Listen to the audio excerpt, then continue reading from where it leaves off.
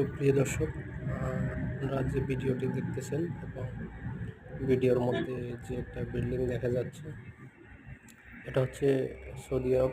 Saudi আরবের বাংলাদেশের সংসদ ভবন, যেমন এটা সেম সৌদি আরবের সংসদ ভবন। তো এদেশে তো আর গণতান্ত্রিক সিস্টেম নেই, এদেশে হচ্ছে রাজতন্ত্র।